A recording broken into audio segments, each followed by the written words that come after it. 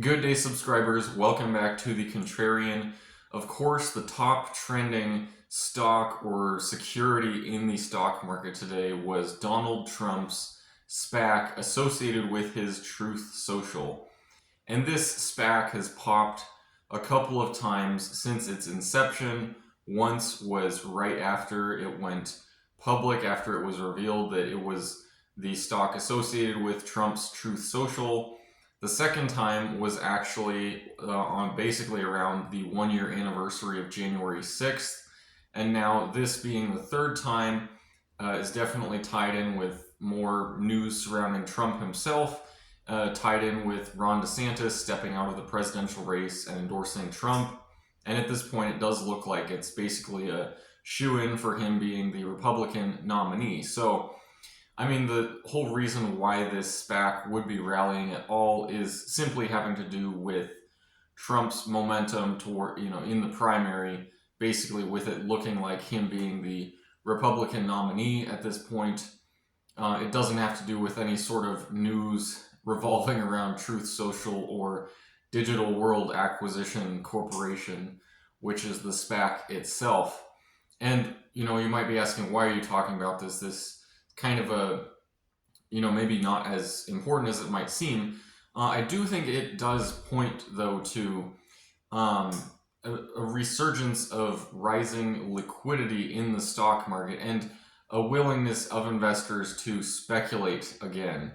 Not that this wasn't already in the market per se, but I do think that this kind of does, it should show us that this is still going on.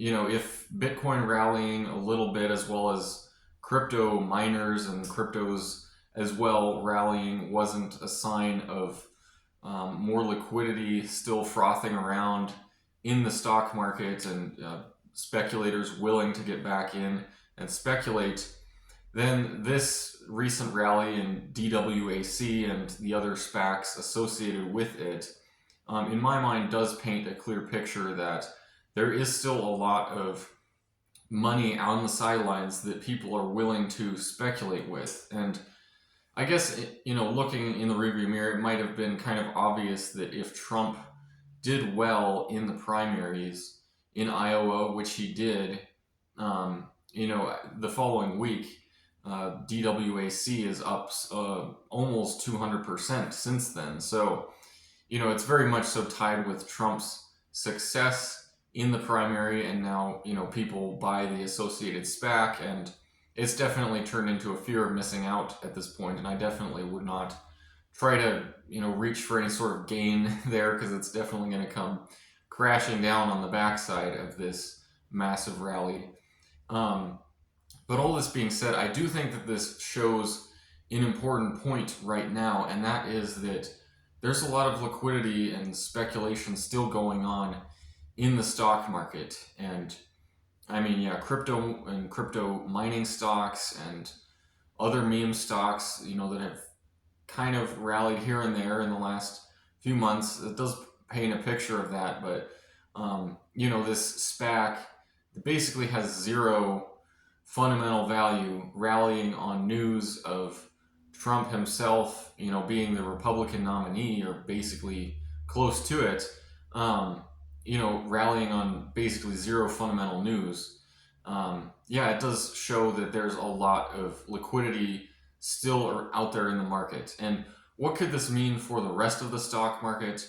I'm talking with David Hunter here in a couple of days, but as he's probably going to say, it probably means that, kind of like what we've seen in the last few months with the stock market rallying, despite what most people were expecting, you could probably expect a lot of that liquidity to make its way into the general stock market, almost for this kind of to be a symptom of investors, being willing to actually consider speculating, getting back into stocks, not being as hesitant as they have been, even with, multiples on the S&P 500 and the NASDAQ being, very overvalued, what would historically be considered to be overvalued. A lot of speculation could return to stocks as well. I mean, meme stocks and other things like that.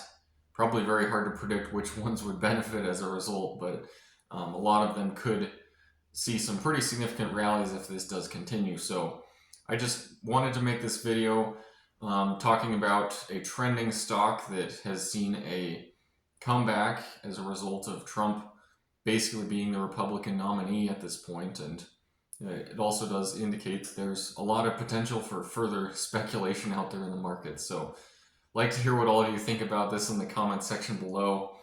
I'd like to hear what you think about David Hunter's predictions. If you have any questions for him, I'll try to get to those, and I hope to see all of you again at some point.